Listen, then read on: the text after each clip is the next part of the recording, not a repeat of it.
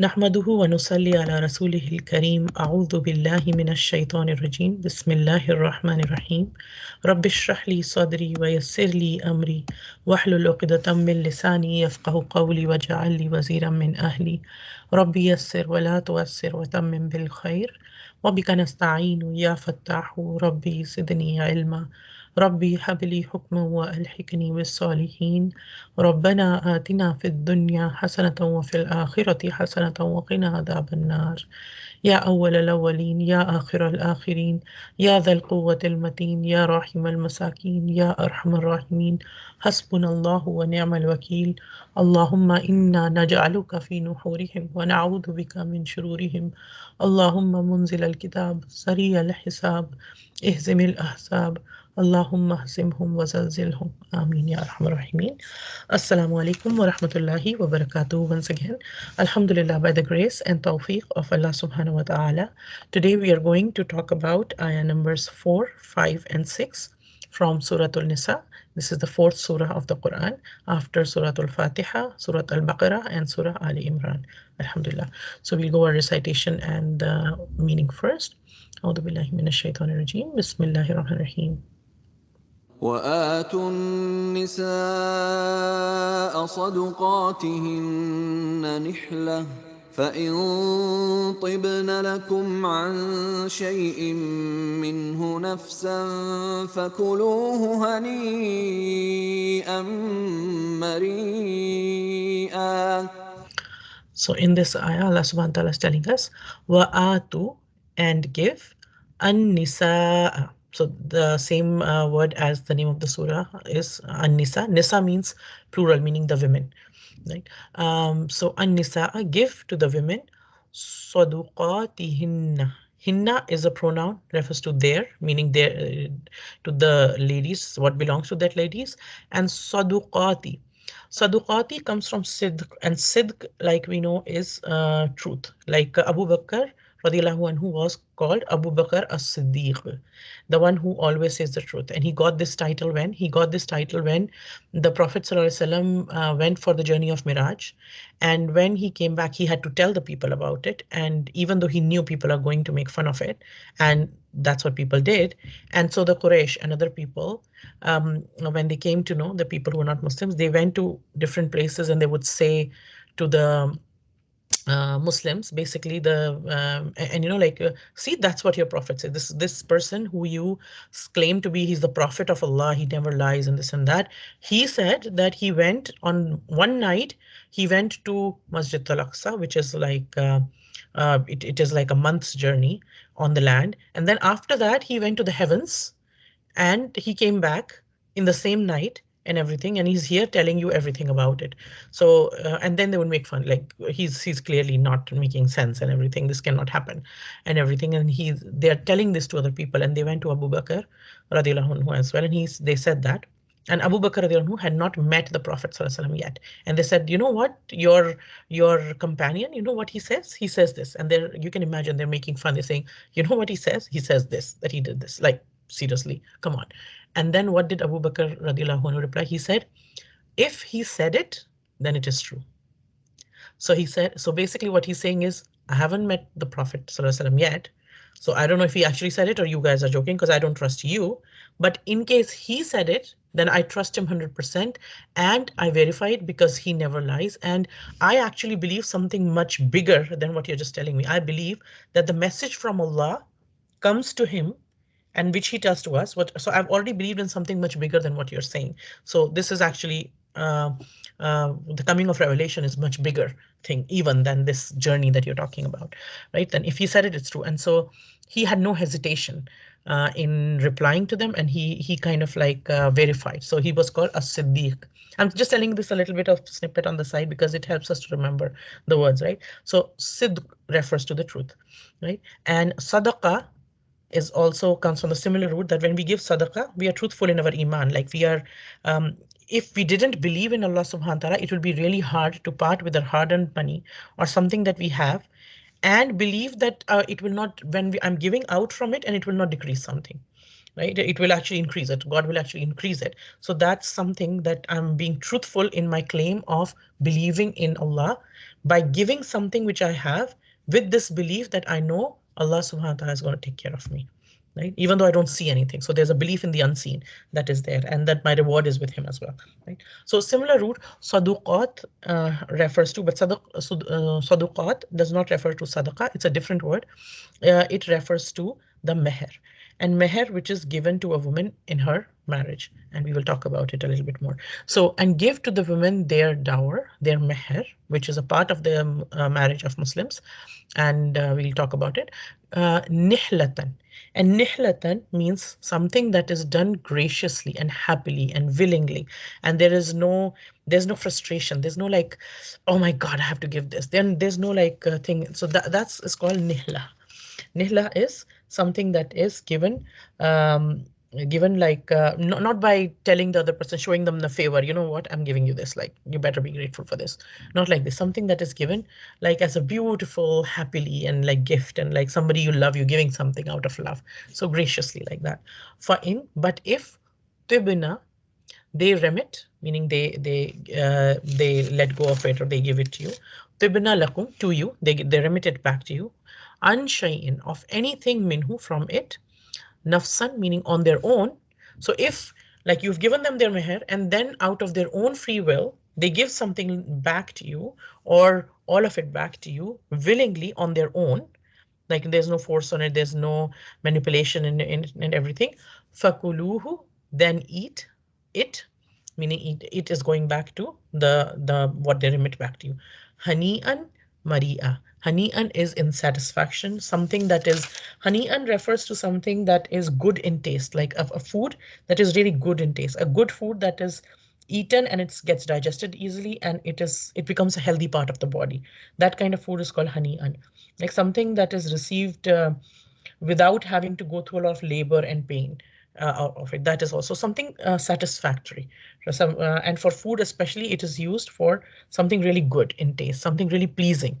And then Maria refers to something that is wholesome, something that is easy for the body. So it's very similar in meaning to hani'an, but it's like what it means is something that let's say we eat something, it's really good in taste, but it's really hard to digest. Like I really enjoyed eating it, but then I suffered the whole night or the next day because I ate it because like my tummy feels bloated or this and that and everything. That's not Maria. Maria is something that digests easily as well. That is not just good in eating, but it's really good and easy for the body, and it's really wholesome and nice and good, right? And so in terms of something that is given with willingness and everything, it would be something that after that there's no favor that is shown. There's no sarcasm after, you know what, you needed it, so I gave that to you, kind of a thing. So it's not like that, right? So in this, Allah subhanahu wa ta'ala is saying, give women that you marry, basically, their due dowries graciously, but if they waive some of it willingly, then you may enjoy it freely and with good conscience. And this phrase, Hani and Maria, you'll see a lot of Arab people, they actually say it when you, let's say they give you some food and you are enjoying their food, like you go to their house and they're enjoying, they made some meal for you and you eat that food, then they would always give you this dua, Hani and Maria. Hanium Maria, right? Meaning like may you enjoy the good taste and may it get digested easily too. May it be really good for your body too. Right? So then ayah number 5. ولا تؤتوا السفهاء أموالكم التي جعل الله لكم قياما وارزقوهم فيها واكسوهم وقولوا لهم قولا معروفا. Wala to, and do not give as-sufaha, the one who does not have enough intelligence, like someone whose intelligence is limited, or somebody. It could also be used for somebody who's foolish or not wise for something, right? Someone who's feeble-minded. Um, Amwalakum, your wealth. Allati, that which ja'alallahu, Allah subhanahu wa ta'ala made lakum, for you, qiyaman, Qiyaman is something that stands, right? One of the names of Allah subhanahu wa ta'ala is Qayyum. That also comes from the same root, right? And Qawwam. Later in this surah as well, we will learn the word Arijalu Qawwamuna ala Nisa. That men are those who protect and support the women. They are supposed to protect and support the women and maintain the women, right? So, and even in Salah, when we stand up, it's called Qiyam, right? The position of our prayer in which we stand, that is called Qiyam. That's so something that is made straight and to stand. So Qiyaman here refers to something that helps you to stand up, right? Something that helps you to stand. Right? So the wealth that Allah subhanahu wa ta'ala has made for you, and it has made Allah subhanahu wa ta'ala has made it for you as a means of support for you. وَارْزُقُوهُمْ, but provide for them with it, fiha, with it, وَكْسُمُوهُمْ, and clothe them with it, meaning so the wealth that Allah subhanahu wa ta'ala has given you basically in your care as a means of support, do not just give it to those who are not yet capable, they're feeble minded, or they're immature, or they're not wise enough, or they have certain conditions because of which they cannot think as wisely for themselves. People can easily fool them or something. So do not just hand over the wealth to them.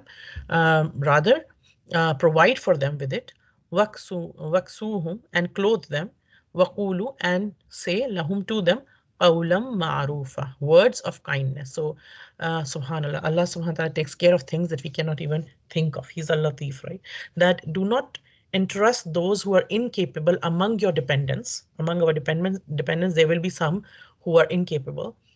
Do not just entrust them with your wealth, which Allah subhanahu wa ta'ala has made a means of support for you, but feed and clothe them from it and speak to them kindly. Right? So especially people who are not able to take care of themselves and everything, do not be unkind to them, because it's really easy to be unkind to people, to be harsh with people who cannot speak for themselves, who are not wise enough, who feel very emotionally frustrated when somebody's being harsh with them or something, or they get like really worked up and everything, and because they cannot stand up for themselves, they cannot argue for themselves, they cannot um, talk back and everything, so they get really really worked up. So it's like speaking kindly to them is so important, subhanallah. And then Allah subhanahu wa ta'ala tells us in ayah number 6. وابتلوا اليتامى حتى إذا بلغوا النكاح فإن آنستم منهم رشدا فادفعوا إليهم أموالهم ولا تأكلوها إسرافا وبدارا أن يكبروا ومن كان غنيا فليستعفف ومن كان فقيرا فليأكل بالمعروف فإذا دفعتم إليهم أموالهم فأشهدوا عليهم وكفى بالله حسيبا. So in this ayah, Allah subhanahu wa ta'ala is saying, وَابْتَلُوا. So ibtila, what is ibtila? Ibtila is test. Right? In our life, when we have a lot of challenges, we say there's a lot of ibtila. Okay? So wabtalu is to test. So test al-yatama, the orphans, hatta, until, idha balagu, they reach. Balagu, bulugat in Islam is to reach a certain age, right? When somebody reaches puberty, they're called a balig, right? So hatta idha balagu, until they reach an nikaha, the age of marriage. Fa in anastu, then if you perceive minhu rushdan, in them sound judgment. Rushdan is sound judgment, and rushdan is the opposite of what we learned in the previous ayah, sufaha. Sufaha is somebody either foolish or somebody not enough wise, or they have certain condition because of which they cannot think clearly as complicated things and everything. They have a very simplistic mind or something, or they're incapable of any kind. Rushdan is the opposite. Rushdan is somebody who has rushd, is somebody who has a very sound judgment or something. Fadfa'u, then deliver, ilayhim, to them, amwalahum, then give to them their wealth. Right? The orphans, so meaning this is talking about orphans in the care of certain people. So guardians of the orphans are being addressed here, that when they reach the age of marriage, they have reached a certain age, and on top of it, you see that now they have a sound judgment of things, then give your their wealth to them. Wala ta'kuluha, and do not eat israfan, extravagantly from it, meaning do not eat ta'kuluha, do not eat it, meaning their wealth, israfan, extravagantly, wa bidaran, and hastily, and fearing that yakbaru, that they will grow up. Kabara is kabir is like up, something that is big, right? So when they grow up, meaning they're big, they become big. Waman kana, and whoever is ghaniyan, whoever is rich, فَلْيَسْتَعْفِفْ, then he should refrain from it. Meaning, whoever does not have money and they're taking care of some guardian who's like really poor themselves, and they have to take care of an orphan. They don't have enough money themselves. Now, if to take care of their orphan, they have to take off from work, or they have to spend some time and energy. But that, because of what they're doing in here, it is they have to compromise some of their own needs, and they're struggling themselves. Then they could take from that wealth as much as is, but not extravagantly, whatever is really needed. But whoever is rich, whoever has their own means and everything, they should refrain from it. They should not take from it. Waman kana, and whoever is faqiran, whoever is poor, falyakul, then let him eat bil ma'ruf, in a fair manner. Right? فَإِذَا, then when دَفَعْتُمْ, you deliver إِلَيْهِمْ, to them, أَمْوَالَهُمْ, their wealth. Amwal is the plural of mal. Mal is wealth. Amwal is lot of wealths, right? So we're talking about plural. So wealths of the orphans, right? Amwalahum, their wealth. فَأَشْهِدُ, then take witness. Shahada, like is a witness, right? When we take shahada, we bear witness, that I bear witness, I testify, like we testify in court that I take this, I testify that this is true. So when we take shahada, we testify that there is no God but Allah subhanahu wa ta'ala, right? Shahada, from the same word. For ashhidu, then take witness alayhim, on them, meaning like when you're doing this transaction, when you're giving their wealth to them, then have a witness. Don't do it in privacy or something. Have some witnesses when you're doing it, so that there are no misunderstandings later on. Wakafa billahi, and sufficient is Allah subhanahu wa ta'ala, hasiba, as the one who takes account, as the one who takes hisab, the one who's the reckoner. So in this ayah, Allah subhanahu wa ta'ala is saying, test the orphans until they reach their marriageable age. Then if you perceive in them proper understanding, then hand over their property to them, and do not consume it extravagantly and hastily, that lets they should grow up. Whoever is rich should abstain from using it for himself, and whoever is poor may have from it to the extent that is necessary for his need, and with fairness. So when you hand their property over to them, make witness upon them, but Allah subhanahu wa ta'ala is sufficient for reckoning. Okay. So it's a long ayah, but mashallah, beautiful ayat. And Allah subhanahu wa ta'ala is protecting the rights of women and orphans and the people who are disadvantaged for any reason. Allah subhanahu wa ta'ala protects their rights himself, subhanAllah. We see so much injustice in this world, and sometimes it disheartens us, and it pains us, as it should. But when we read Allah subhanahu wa ta'ala's words, we understand that this is not what Allah subhanahu wa ta'ala wants or likes.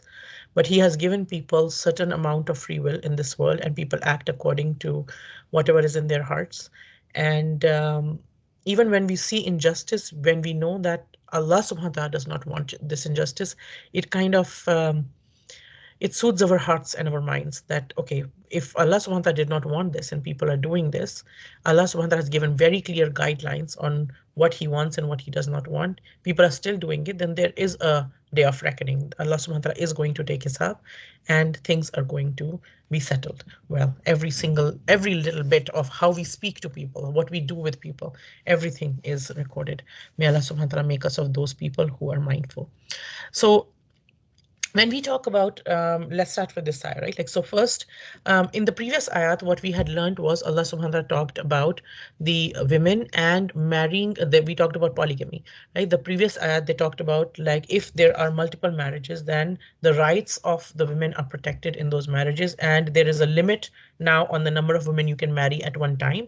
And the preferable thing is to marry one, because to marry one, you'll be able to give their rights much more easily. It will be much harder to give the rights of when you marry multiple people, each one of them has a right on you, and you have to be fair to all of them. So we learned about that before.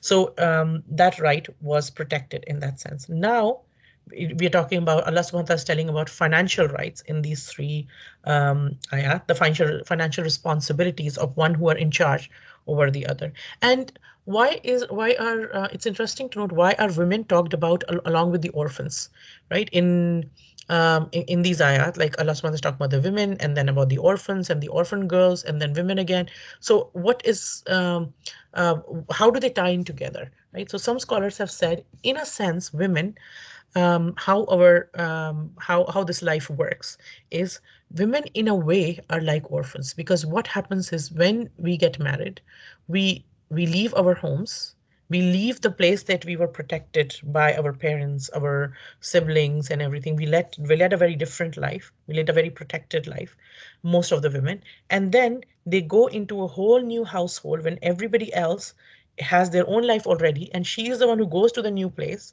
to the new people and everything, and she is the one who has to adjust according to them and everything.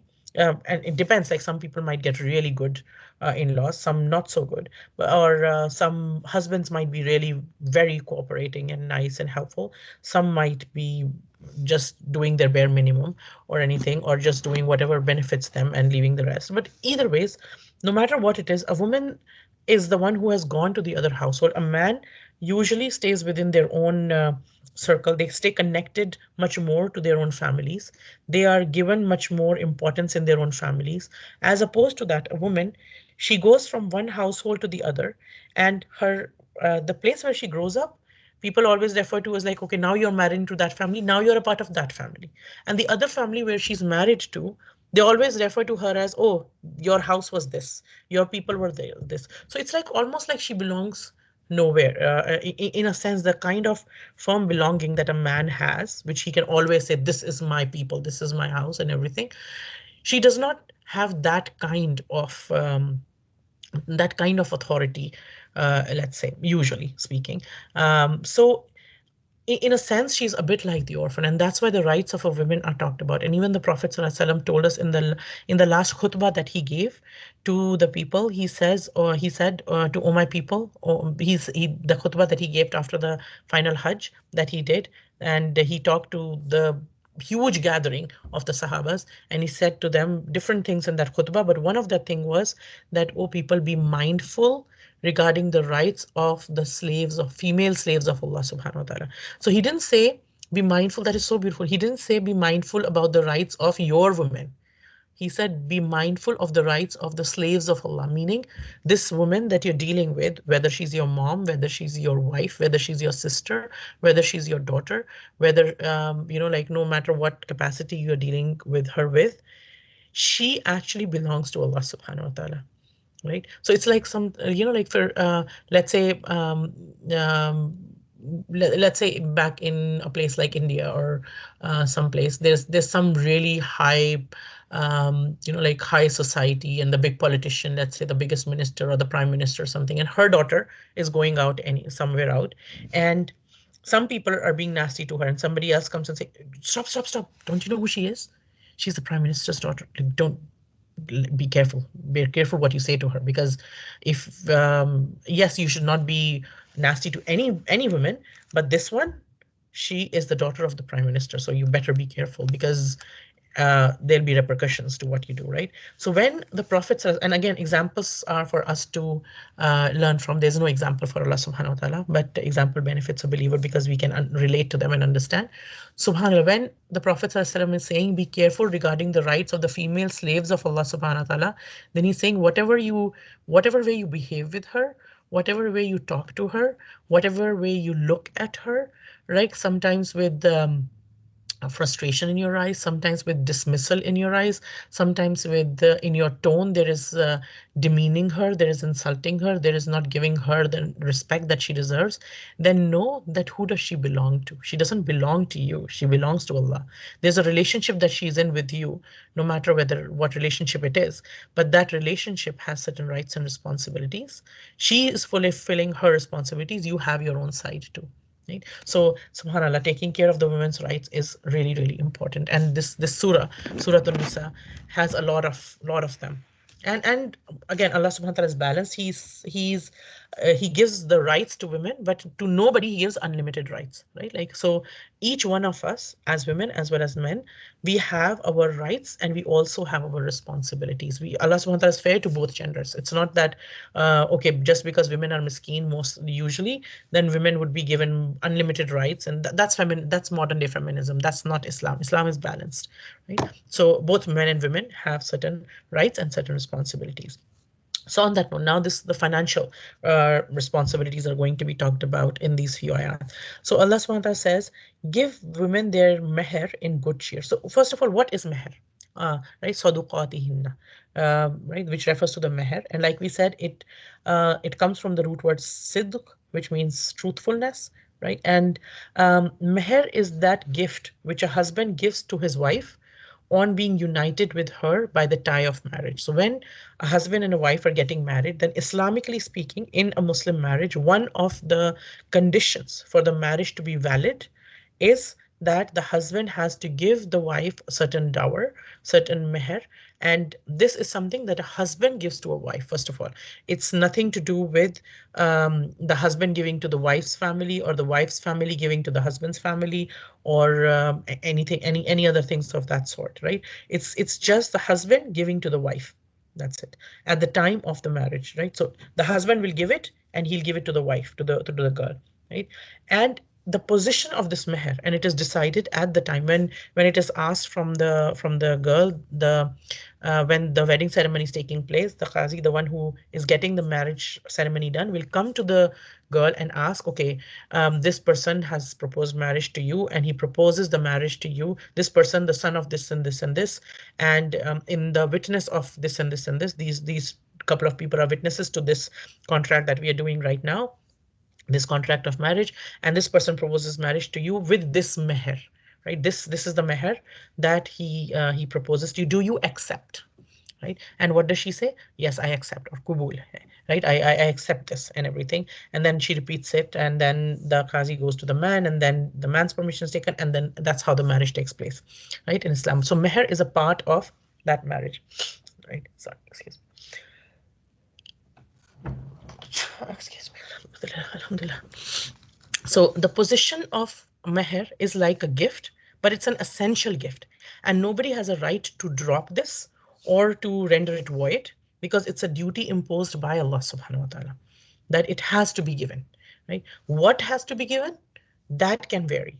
But a meher has to be given. Something has to be given by the husband to the wife. And why is this so important? Because this shows the truthfulness of the husband. Sidq, it comes from saduqat, right? So it is something that shows that a man is truthful. He's ready to take on the responsibility of this woman, and he's showing that I have this true and good attitude towards my wife. So, and also that we know that gifts, the Prophet ﷺ told us to the effect of tahaddu tahabbu, meaning like give gifts and it increases love between people. So when we meet somebody, it's a good idea to give gifts, right? So, and this a new relationship is starting with the marriage, so it's a good idea to give the gifts, and man is taking the the stand in giving that gift, because he is going to from now on taking the responsibility of this woman. He's supposed to take on that responsibility. That is his job, to be responsible for her financially, and to be responsible for protecting her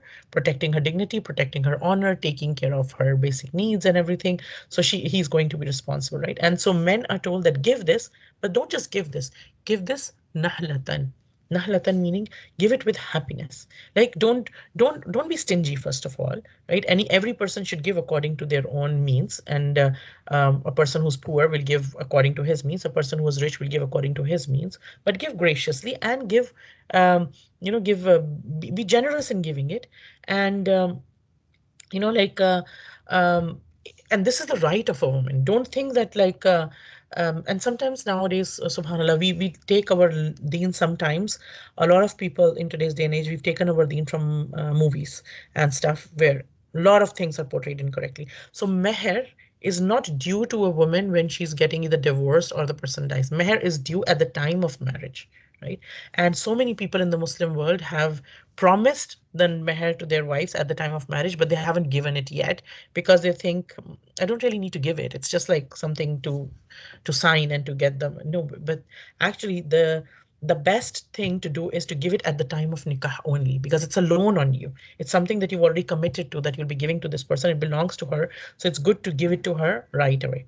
Right. So the Prophet ﷺ told people that, even if somebody's struggling with money, they don't have enough finances, then look for something that you can give for meher, even if it is a ring made of an iron. Right.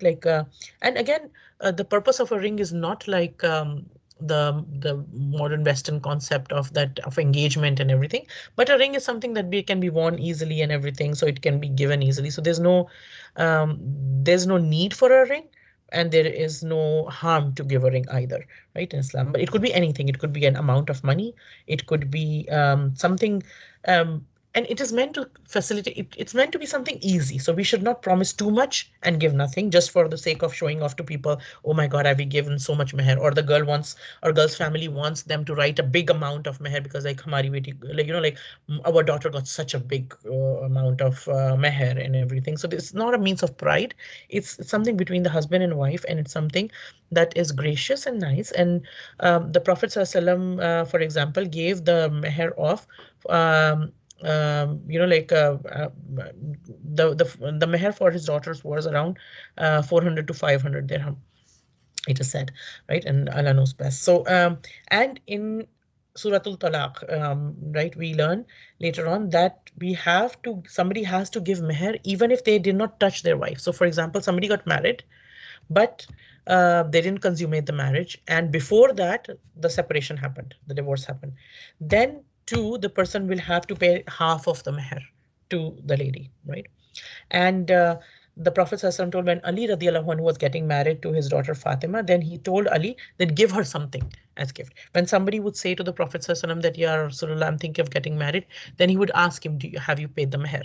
Do you what are you going to give in meher? Right? Because it was something as a religious duty that has to be done. Right?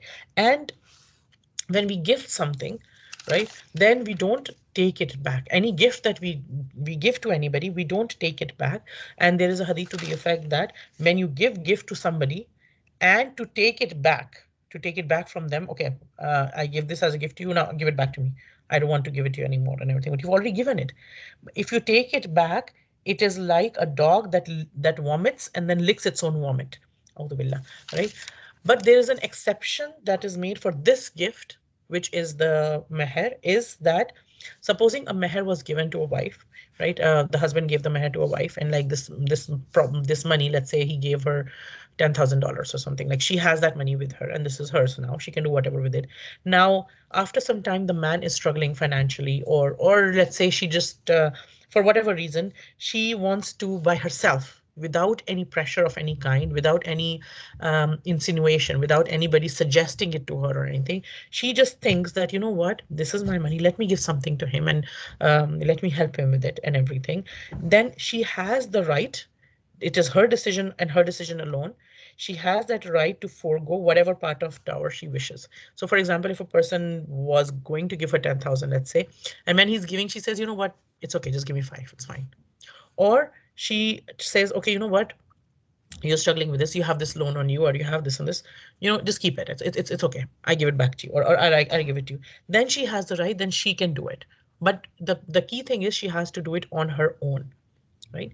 So she has to do it on her own, and then she can do it, right? And this also shows that she has the right to spend. This is her money, her thing, and she has the right to spend it herself.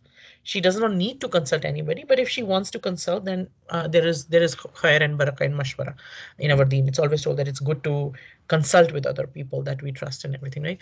So why is this meher given? First of all, we have to understand that it is a bit hard. It is actually quite hard to leave everything, all your surroundings and your home and your way of life and everything, and come and start living with another person that was a stranger until a little while ago, and then to make a whole life with this person, right? It takes a lot from a woman. It's not something easy. It's a lot of adjustments. It's a lot of compromises. It's a lot of sabr on a lot of things, and it's a lot of molding yourself as well. A lot of things that you want to do, but you like, no, this won't work well. Let me change this and everything, right? So when this meher is given, this is something that like for her heart to feel at ease, that you're appreciated. It's a gift, it's a welcome token, but it helps her with something, just a little something for her, right?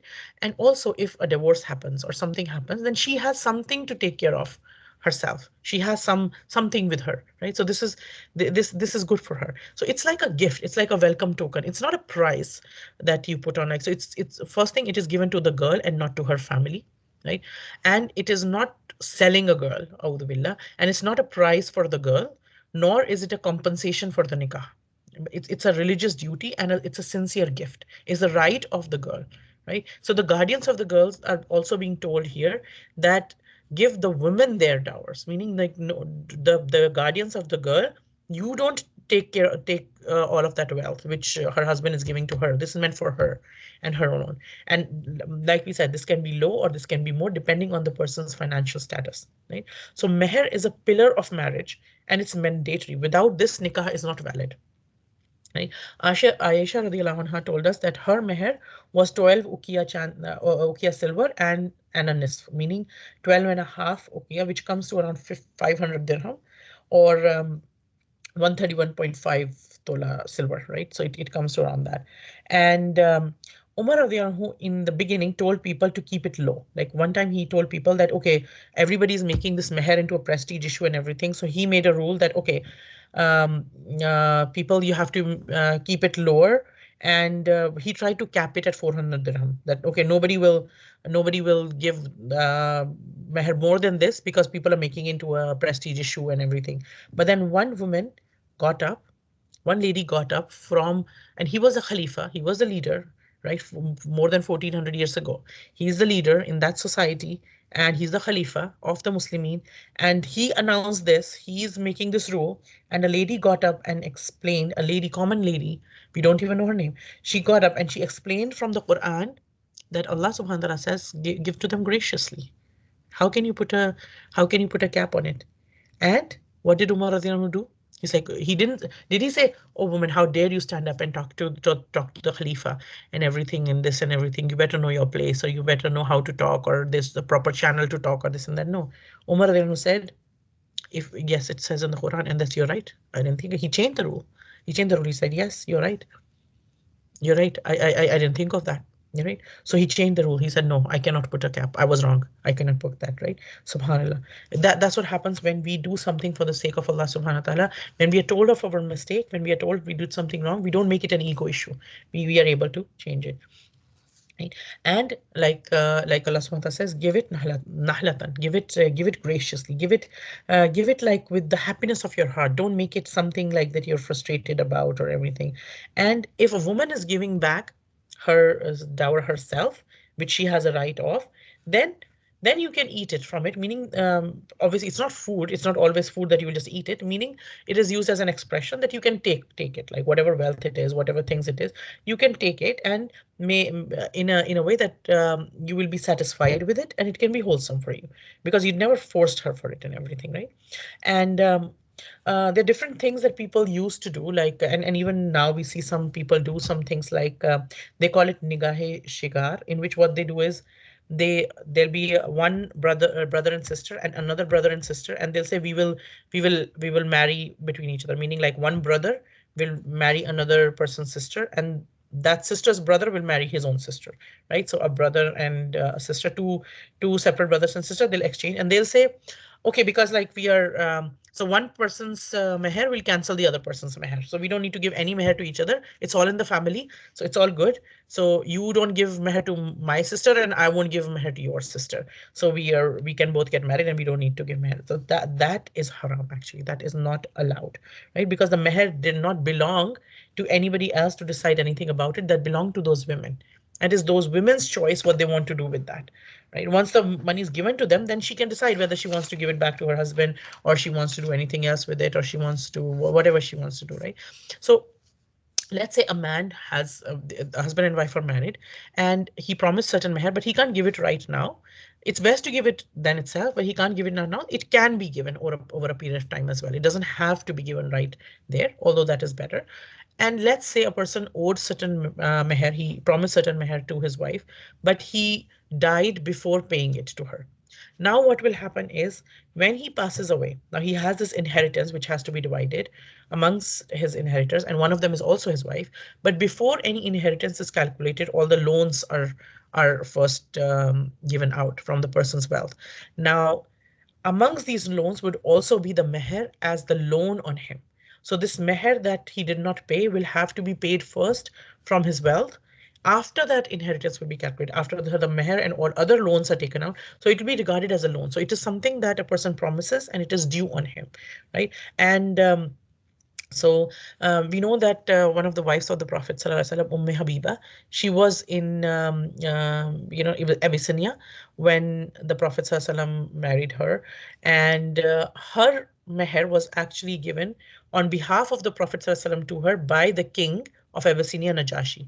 He paid. He asked the permission of the Prophet ﷺ, and he was so happy because we know that he had become a Muslim, but he had not told people, and he was so happy that this is the wife of my prophet sallallahu and like they are getting married and everything, and I'm the witness to that marriage, and I'm getting that marriage done. And so he said he paid the meher on the behalf of the prophet sallallahu, and he's the king obviously, so he paid 4,000 dirham. Right? So that was a big meher that was given, and Habiba gave a lot of it out from it in charity to the girl who got the good news to her that the Prophet ﷺ has proposed to her and all that stuff, right?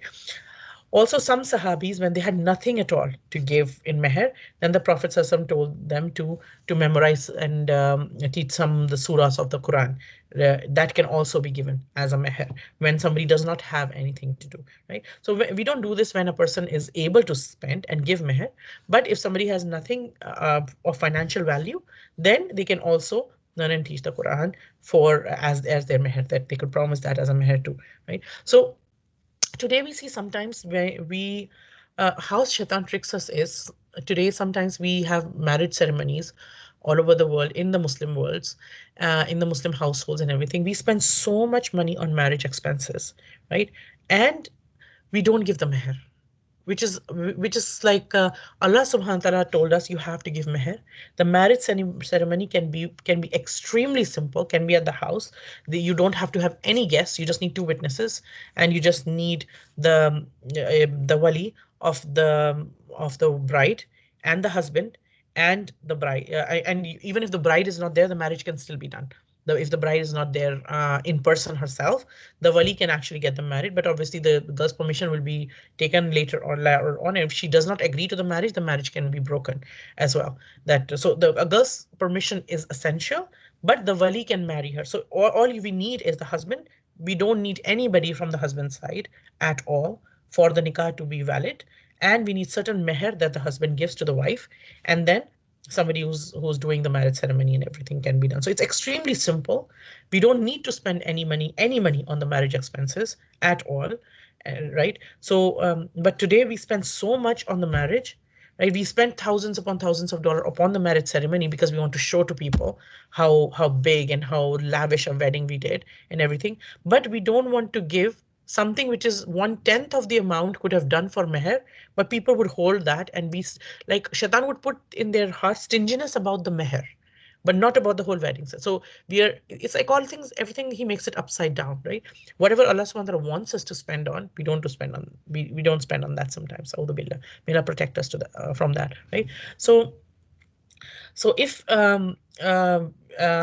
like we said, this also shows that a woman can keep financial possessions with herself. In Islam, a woman has her own financial possessions, and if she doesn't want to give anything which is her own to anybody else by her own free will, then nobody can take things from her. It is not allowed to take things from her, right? And we should even teach this to our kids, that if we're taking something which belongs to somebody else, let's say their own brother or anything else, they should take permission. They should not just take things and everything. And in Islamic Sharia, even the smallest portion of what belongs to somebody else is not lawful for another person unless it is permitted gladly. Right? There's a hadith to the effect of that the Prophet ﷺ said, beware of doing injustice. Remember, a person's property is not lawful for another unless it is through his sweet will. So somebody has a property, then nobody else can take that property from that person unless the person who owned the property gives it out of his own free sweet will. Right? So that is a big crime. Right? If somebody's giving something out of their own happiness, then it's okay. Right? So like we said, this is the best way is to give it in her hand and then she decides what to do with it, right? And we don't insinuate that, oh, if you do that, that would be good, but it's up to you. If you do that, it'll be good. Like there are ways of emotional manipulation as well. May Allah subhanahu wa ta'ala protect us from doing it or receiving it, right? That and any kind of emotional manipulation. So what does this meher do? It is this relationship in Islam, the relationship between a husband and a wife is a mutually respectful and loving and considerate relationship. And Allah subhanahu wa ta'ala wants it to start on a good footing, right? So He establishes the relationship, this meher, what does it do? Is it establishes the relationship of love and regard between both parties. It creates a sense of importance about this tie of nikah. This is something serious. This is something you have taken responsibility of this lady. You are making this lady halal upon yourself, right? You will have pleasures through this lady, right? And you will making this lady halal upon yourself. You'll be intimate with each other. She will take care of your household. She'll take care of your life and everything. And you have to also provide to her. You have to take care of her. So both of you will have your own side of things to take care of. And so this meher is kind of like a token, kind of to show that things are going to start on a good footing. Also, what this did, what this practice of this ayah in particular, what this did was it removed a lot of injustices that were done to women in many different ways. Like previous ayah we talked about, it was talking about multiple marriages and how um, even though multiple marriages are still there in Islam, but there is no injustice that can happen in them. No injustice is allowed in them. Do injustices happen still? Yes, they do, but they happen when people don't follow the commandments of Islam properly. Even though they call themselves Muslim, they're either weak or they don't understand properly or they disregard them. A'udhu billah, may Allah Ta'ala protect us from that. So this ayah, what it does was it took the right of meher and removed injustices practices practiced in this matter which were there. So what used to happen before Islam, in pre-Islamic Arabia, what would happen is that a person would get married to the lady and they would give certain meher, certain dower was given, and that money would be taken by the parents from the husband, the parents of the girl. So the parents of the girl would take the money or whatever else and they would never give it to the girl. So the girl would not have anything in her possession. It would just go to the father or the uncle or the family, whoever. They would just take the money themselves. That okay, this is for us, right? So and it led to, and we can understand that it led to a lot of practice actually in the Hindu, in the Indian subcontinent. Um, I recently learned from somebody, and Allah Ta'ala, but what I was told by an older gentleman was that actually the practice earlier, long time before, used to be that the husband side would give the dowry to the women and to the woman's side. And slowly, what that started happening was it was almost like people started practicing it as if they were selling their daughters. Audhu billah. They would put a price on it and they would be like, no, I wouldn't let her get married for less than this and that and everything. And it led to a lot of social evils. Like sometimes a girl would not be able to get married because of this, because the parents are like, I need to make this much money and only then I'll get her married, right? And she doesn't have much say.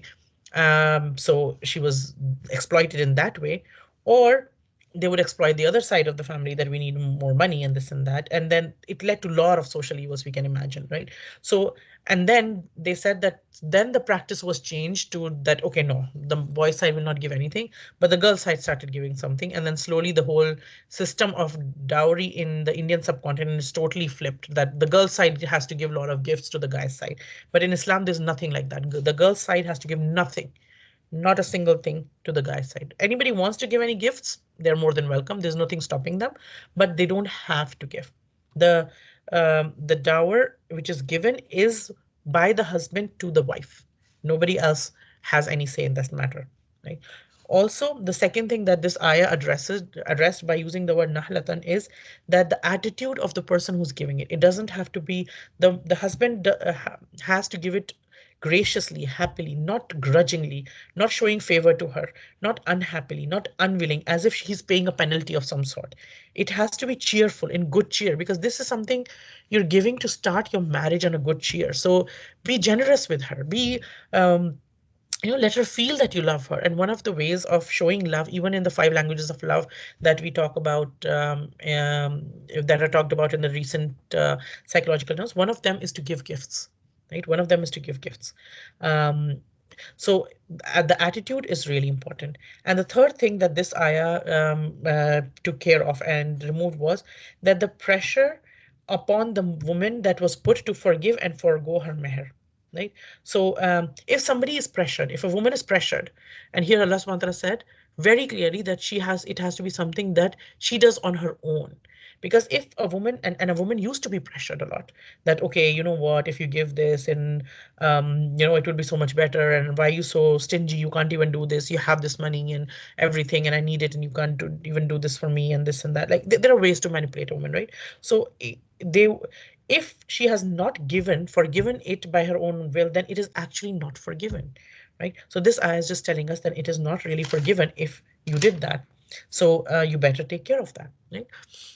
So give women their mahr graciously, and if they waive some of it willingly, then you can enjoy it freely and with clear conscience. Then there's no harm on it on you either. Any other gift we don't take back, but this one, she's giving you back and by her own will, then it's okay. Because you are husband and wife, you're going to have things together. You're going to do things. You'll have things. A mutual understanding is something that is being promoted here, and everything, and both parties take care of each other. Then in next ayah, Allah subhanahu wa ta'ala says, do not give those who are feeble-minded your property that Allah subhanahu wa ta'ala has made a means of support to you. So sufaha. What does sufaha mean? Sufaha is referring to, from previous ayat, we know that there are orphan children whose parents are no longer alive. And also it could mean that somebody who's young, very young, they're minor, and they don't have as much intelligence in financial matters. They cannot handle their own financial things properly. And it will include all those people who cannot take care of their finances by themselves for whatever reason. It would also mean a wife who's not financially, like a wife who's like very reckless with her finances. Like whatever, if her husband gives her like, let's say, $2,000 for the whole month, all the bills have to be paid from it and everything, and she can use some for herself too. The next day she goes and spends all 2,000 in shopping and this and that, and she's like, oh, I didn't know I had to pay the bills outside of it. Okay, one time it happened. The next month she does that again. The next month she does that again. Like she just can't control her urge for shopping. She's not responsible with her money. Then it is okay for her husband to not give her as much money, or to give her little by little or something, because he knows she's not responsible. It could also be somebody who's very young and minor. They don't understand financial matters. It could be also someone who has certain mental condition because of which they are not able to handle things properly, and people might take advantage of them. So it is okay for you. Don't give them the wealth. Don't give them wealth in their hands in a way that it might get wasted.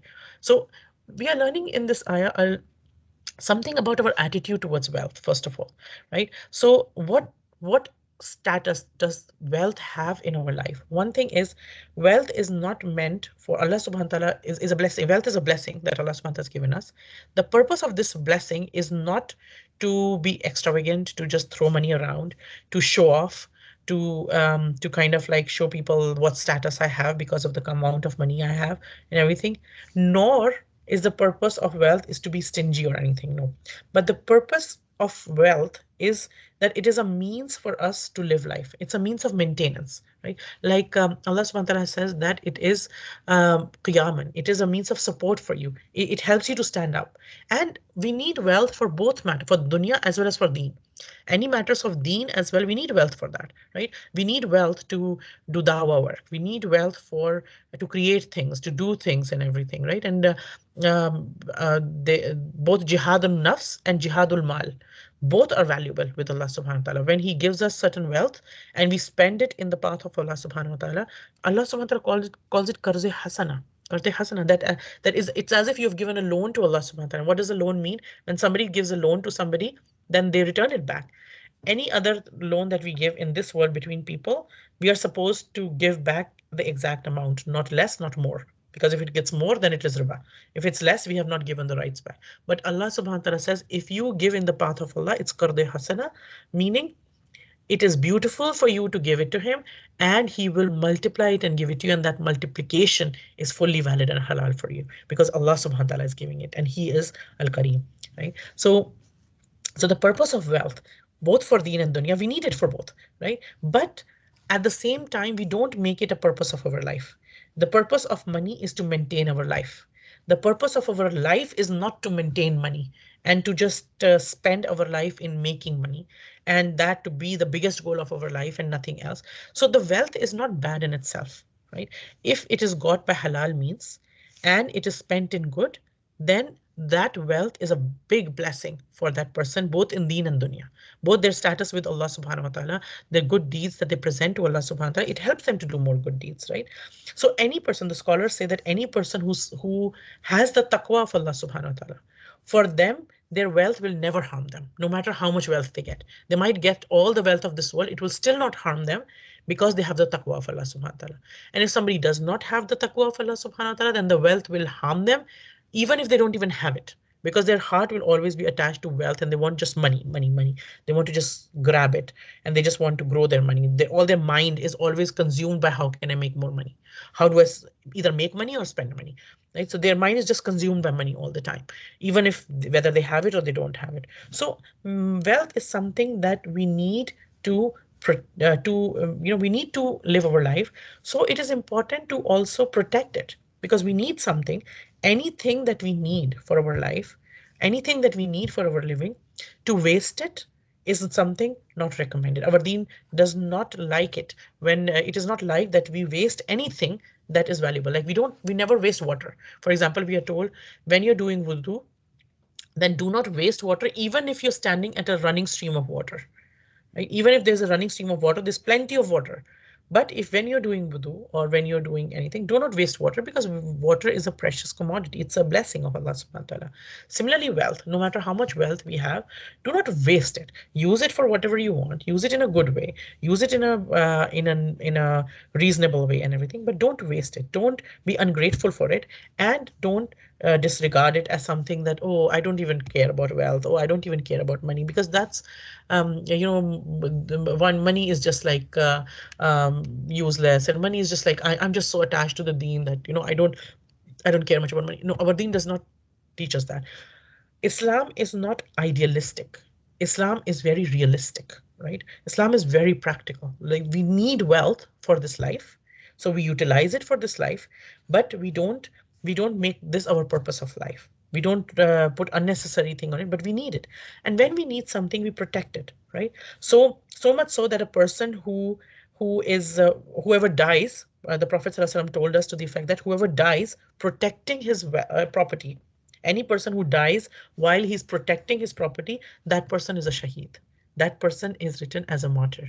And the just one of the rewards of a martyr is like when we all die, our souls are taken up, they're shown their place, and they come back to their grave.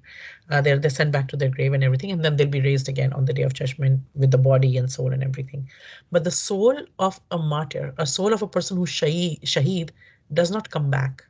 When it goes up, it is shown its place in Jannah, and that soul is put in the body of some green birds, and those birds fly around Jannah all during the day, and when they retire, they go in their nests.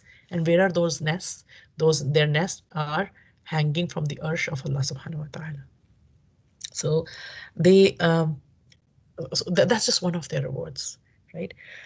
So any person who dies protecting their wealth, so protecting our wealth has a lot of importance in our deen, right? So and why is it so important? Why is the wealth so important? Because see, what happens is when a person goes in extreme need financially, that's a big test of any person. For whatever reasons, they have this extreme poverty or extreme need of money or extreme certain condition because of which they need a lot of money. What happens when they're in such a lack? That time is very easy for many people to sell their deen. to do something that is not liked by Allah subhanahu wa ta'ala to get more money because they need the money, right? So even at the time of Dajjal, the Antichrist, who will come, why would he be such a big fitna for for the believers? Because he will have all the wealth and resources in his control. All the wealth and resources would be his in control. The wind, Allah subhanahu wa ta'ala will give the winds in his control. So when wind is in his control, then what does that mean? That means he controls where it rains and where it doesn't rain, where there'll be prosperity and where there'll be drought, where there'll be money, where there'll be no money. So if you believe, you go to him and you say to him that you accept him, "A'udhu billah, a'udhu billah, a'udhu billah," as God, then you get all the riches, you have a good life, you have all the money and this and that. But if you reject him, everything will become hard for you. Everything financially will become really hard for you. It will be the biggest fitna that mankind has ever seen from Adam alayhi salam to the time or to the end of the times, right? It will be the biggest fitna because it will be so hard. People will have to go to the mountains to survive to protect their faith. And why will they do that? Because mal is a big can be a big fitna. Lack of wealth and need of wealth, when there is a lot of need of somebody and they are in a very tough situation, that is a big test for somebody whether they will stay firm on their deen or not, right? So at the same time we recognize its value. So because of this we recognize that this is a means of maintenance and we save it from being wasted. And particularly now the wealth of the orphans is being referred to, right? So if you have the wealth of an orphan in your trust, in your care, we are told to safeguard it as our own. And don't those who don't deserve it yet, don't give them those things, their things yet, right? Don't give them yet if they don't deserve. Even if it is theirs, you take care of it, you protect it, you preserve it and everything, right? But you have to take care of it, right? So again, not every, like we said before, like some women are irresponsible, but not every woman would be sufaha. It could be some women could be more wise than the men in their own households. Some kids can be more intelligent than grown-ups in that household, right?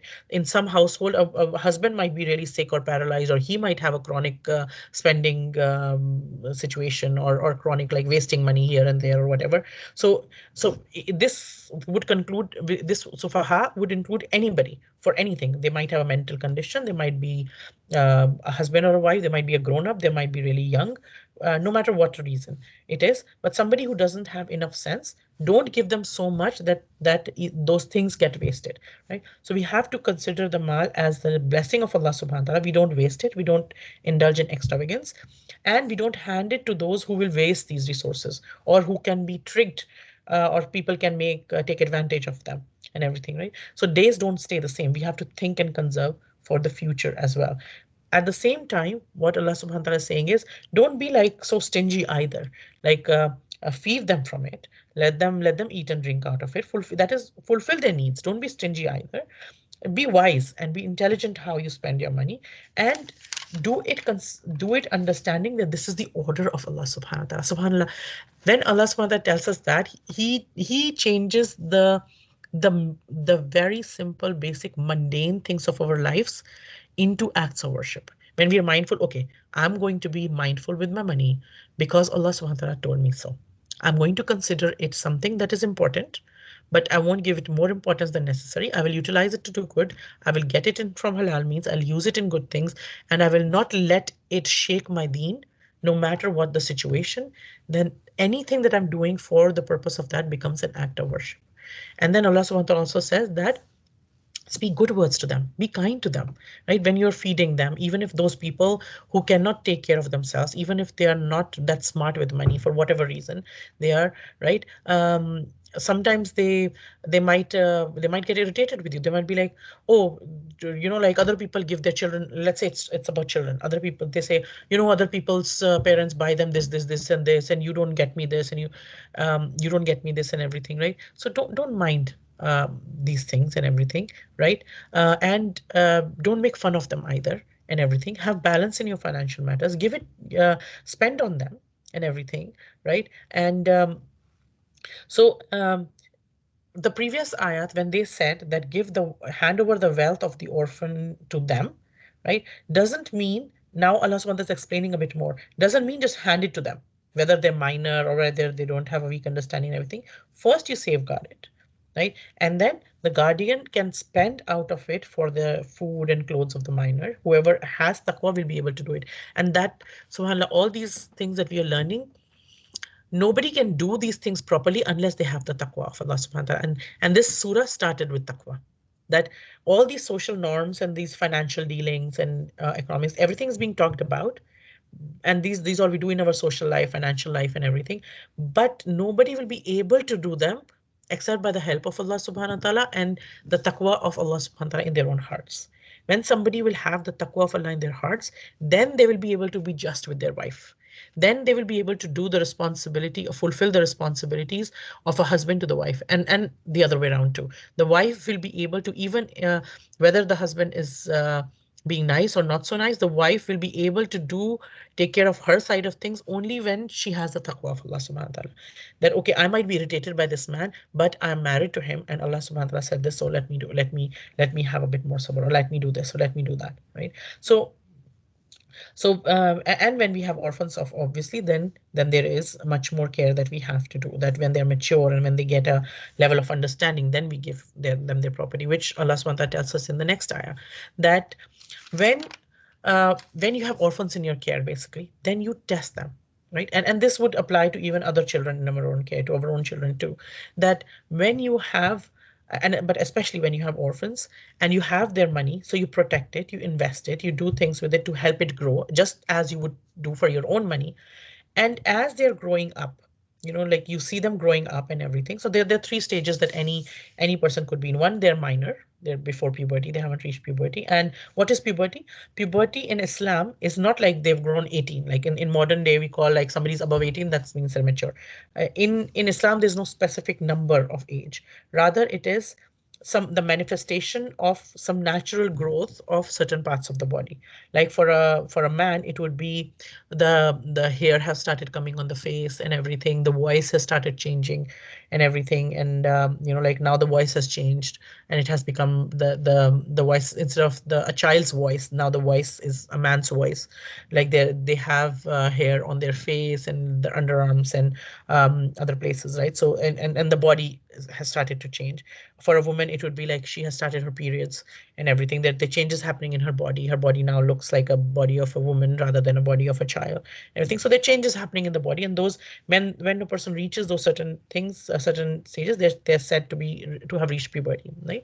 So one stage of a life is when somebody's minor, before puberty, and their children, most children would not generally have the understanding of how to take care of their financial matters. After puberty would be in the next stage. And then other than puberty, another thing is self-reliance, meaning which is the opposite of safaha, is rushd, right? To have a sound judgment, of a proper understanding. So when do we hand over the wealth to the children when they grow up, or the orphans, their wealth is when they grow up, they've reached puberty, and also meaning they reach the age of marriage, meaning puberty is the age of marriage. They can be married after the age of puberty.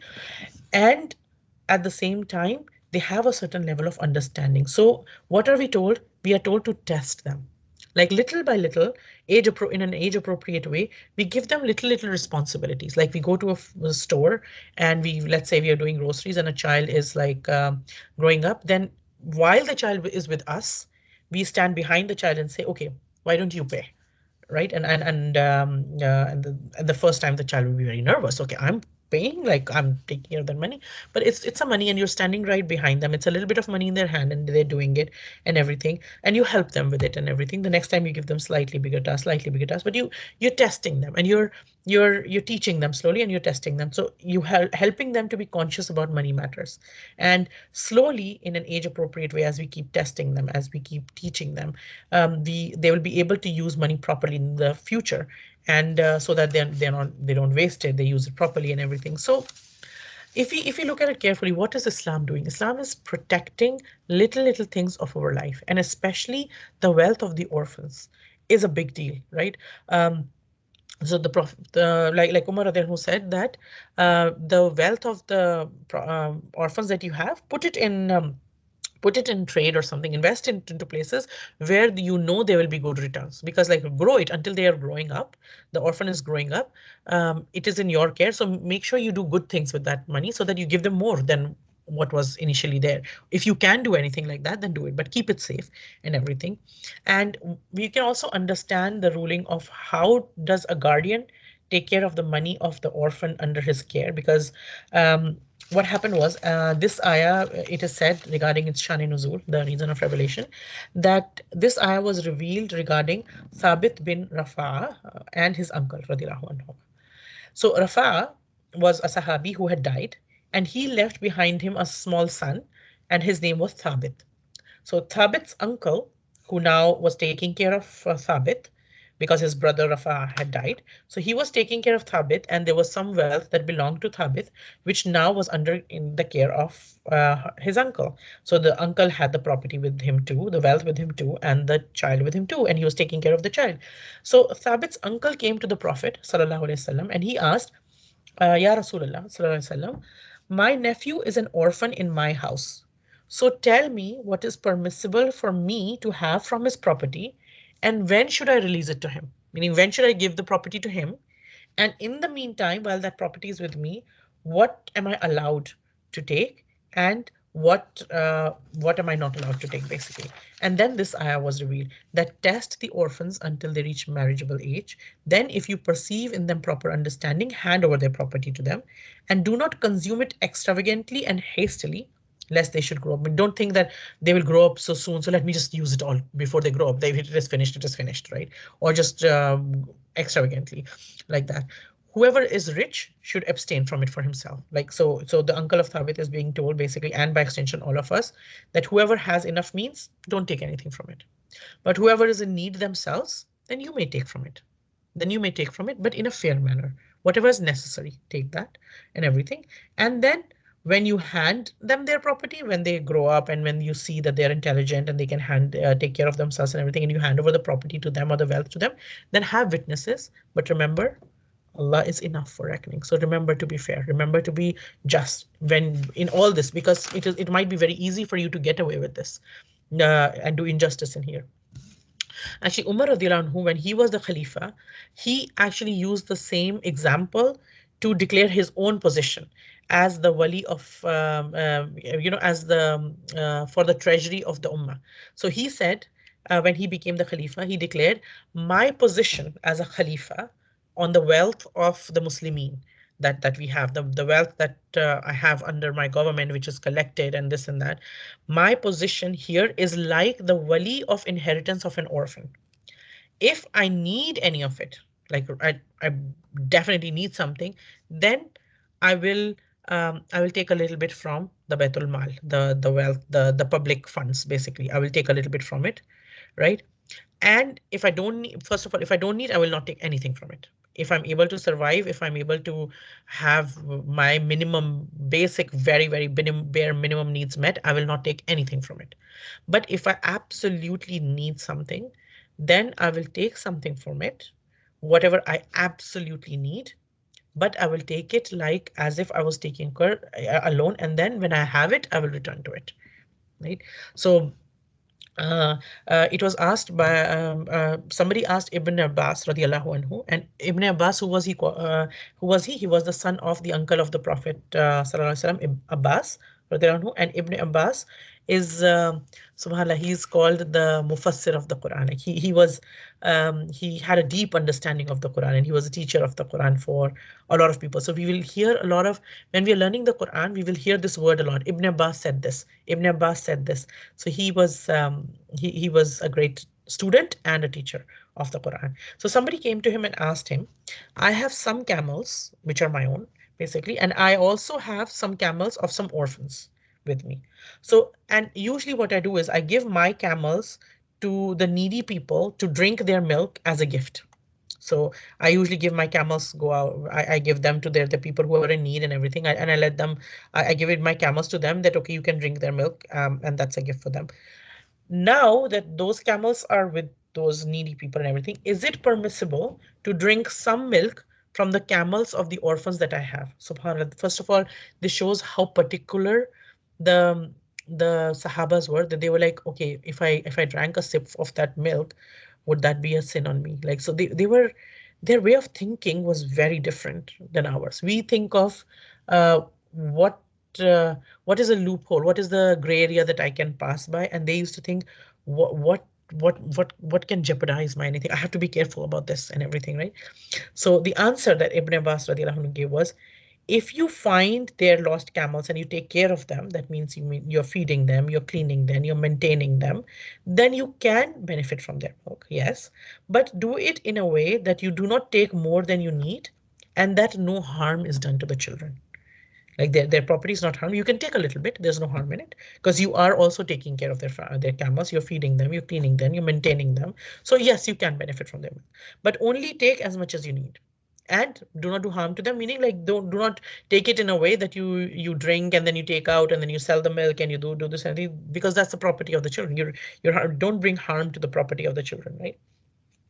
So, and similar way, we should do the khidmat of the deen as well, of the deen of Allah subhanahu wa ta'ala. Anytime we're doing anything for the deen of Allah subhanahu wa ta'ala, any opportunity that we get to do something, if there is certain payment that is given to us, somebody gives us certain that, okay, can you do this, and I'll pay you this much or whatever. And then there is no, if we are in need of money, then there is no harm in taking that money, right? But if we don't need it, then it is better to not take it, right? Anything we're doing then for the deen, it's better to do volunteer work. But if we are in need of money and we are getting certain payment for it, then there's no harm in taking that payment either. We don't have to be like, oh my God, this is the work for the deen of Allah subhanahu wa ta'ala. How can I take any payment from it? I will just suffer in silence. I will just have like all these financial burdens on myself, and I wouldn't take anything from anybody. We should we have to be realistic again. Not very idealism is not promoted in our deen. It is practicalism, like, okay, what is okay, what is allowed and what is not allowed, and what in what conditions, what is there, right? And then if we take something for from somebody for certain work or anything like this, and if we give it back, we don't have to give it back, but if we give it back, then there is double the reward again, right? So and again, there's no amount that is fixed here. Allah subhanahu wa ta'ala says, fal yakul bil ma'ruf, take as much as is fair, meaning, so there's no like you can take 10%, you can take 20%, you can take, no, whatever's fair. So you know your condition, you know what your needs are, you know how much you're putting in for them and everything, how much it would be fair. Don't deal with this as if it was like a business transaction. Excuse me. Don't deal with it as if it was a business transaction, right? Deal with it, with responsibility and be conscious, right? So, and the Prophet ﷺ told us that if you can help it, do not, to the effect of, do not become an amir or a leader over even two people, and do not become wali of an orphan. What does he mean by that? He means that if you have a careless nature yourself, do not take any additional responsibility on yourself. You know yourself. If you do not have that capability, do not take that extra responsibilities because you'll be accountable for it. Right? So what are we learning here? We are learning here that we have certain responsibilities with respect, and men especially have certain responsibilities when it comes to money. Excuse me.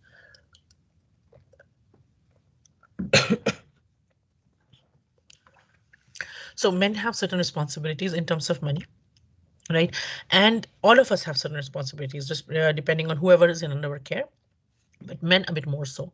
And so they have to be extra careful with regards to the financial rights of women and financial rights of those who cannot take care of their own rights, because who are not as intelligent or as wise for whatever reasons, or whether they're women, whether they're children, whether those who do not have rushd for whatever reason, they have certain mental conditions or whatever, or they're orphans.